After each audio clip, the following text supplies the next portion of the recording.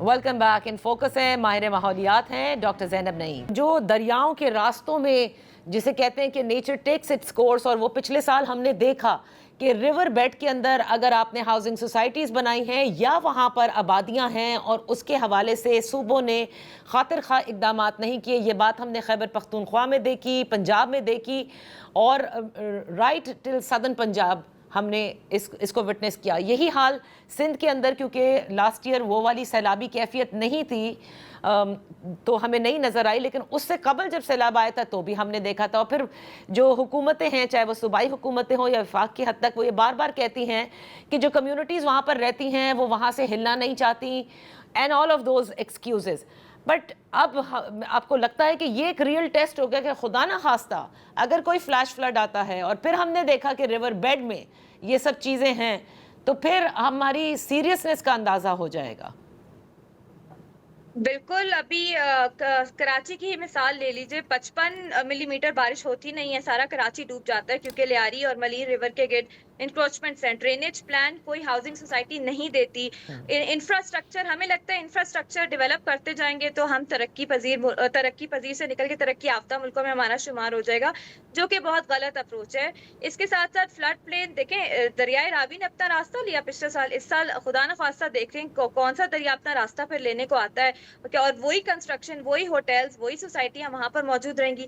बात ये नहीं है कि लोग वहां से जो है वो निकल नहीं पा रहे, बात ये है कि हम लोगों ने जब हुकूमत इस चीज को सीरियस लेगी तो वहां से लोग निकलना भी शुरू हो जाएंगे। रीलोकेशन प्लान, लोगों की क्या स्ट्रैटेजी है वो बनाने की जरूरत है, उस पर बात करने की जरूरत है। फ्लड प्लेन इंक्रोचमेंट, हमारे जो कवानीन बने हुए हैं उसके खिलाफ मतलब वो खिलाफ वर्जी है नेचर के। आप देखें कितने मामलात हो गए पिछले साल, उससे पिछले साल।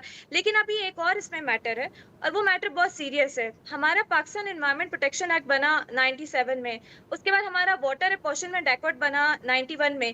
उस वक्त क्लाइमेट चेंज के वो मसाइल नहीं थे, लेकिन आप देखें सीरियसनेस कि अभी तक कोई भी ये कानून कभी इसमें अमेंडमेंट्स नहीं आती, इवॉल्व ही नहीं हुए, डिवॉल्व भी नहीं हुए। डेवोल्यूशन भी हमारी 100% हो जाती तो हम देखते हैं कि सूबाई सब्जेक्ट है तो काफी बेहतर ही आती। लेकिन अनफॉर्चुनेटली यहाँ पे मसला बहुत बड़ा है कि क्या हमने अपने कवानीन को, वाटर पॉलिसी है, ये डायनामिक सब्जेक्ट है वाटर का, एनवायरमेंट, और क्या हमने उनको इम्प्रूव किया, अपडेट किया बेस्ड ऑन जो हमारे मामलात चल रहे हैं।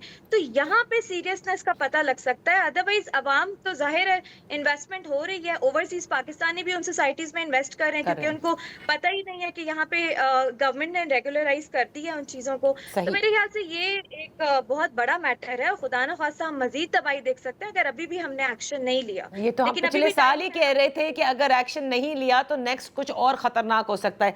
एक और जिसके ऊपर हमेशा पाकिस्तान में बहस रही और आपसे भी बातचीत रही, और अभी भी उसमें किसी किस्म का सुधार नजर नहीं आ रहा, कि जो हमारे यहाँ ग्रीनरी है उसको और कम किया जा रहा है। एंड आई हैड थॉट कि कम अज़ कम इतने सैलाब के बाद, इतनी तबाही के बाद हमने कुछ सीखा होगा कि हमने प्लांट ट्री करना है, दरख्त उगाने हैं, अपनी इन्वायरमेंट को थोड़ा बेहतर बनाना है, कुछ इंटरवेंशन हमें भी करनी है। अभी भी यहाँ तो जंगलात भी कट रहे हैं और हाउसिंग सोसाइटीज़ का भी बड़ा चर्चा है।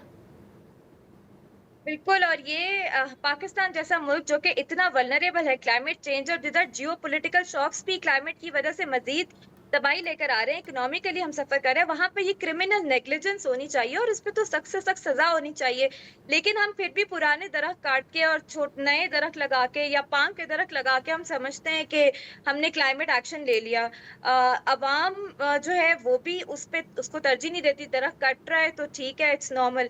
लेकिन एक सवाल जो पिछले साल भी मैंने किया था, आप ये पूछें कि आपके बच्चे, आपकी आने वाली नस्लें 50 डिग्री सेल्सियस में ऐसे माहौल में रह सकेंगे जहां वेस्ट मैनेजमेंट नहीं हो रही, क्योंकि ये तरजीह नहीं है। आप मेंटेनेंस चार्जेस देते हैं अपनी हाउसिंग सोसाइटीज में, जो पोस्ट सोसाइटीज बनी हुई है जहाँ सैलाबों से खतरात आते हैं, कभी पूछा कि वहां पे वो मेंटेनेंस चार्जेस से वेस्ट कैसे मैनेज हो रही है? वो उसी दरिया में जा रहा है जो दरिया आपके एग्रीकल्चर लैंड को आगे इरिगेट कर रहा है। اور وہی چیز آپ کھا رہے ہو جو وہاں پہ پھینک رہے ہو. تو میرے خیال سے یہ کچھ سوالات انسان کو کرنے چاہیے اور اسی بیسس پہ ہم لوگ کوشچن اکاؤنٹیبل کرنا چاہیے اتھارٹیز کو بھی کہ جو ایسے کر رہی ہیں. ابھی اسلام آباد میں درخت کٹتے ہیں لوگ آواز اٹھاتے ہیں, یہ بہت اچھی بات ہے, جی بالکل. لیکن اور کہیں کٹتے ہیں تو وہاں پہ بھی اٹھانی چاہیے. اور یہ پورے ملک کا مسئلہ, یہ ایمرجنسی سچویشن ہے اور ہمیں مزید انتظار نہیں کرنا چاہیے کہ ہم بفر زونز بڑھائیں, جنگلات لگائیں, پرانے جنگل نہ کاٹیں.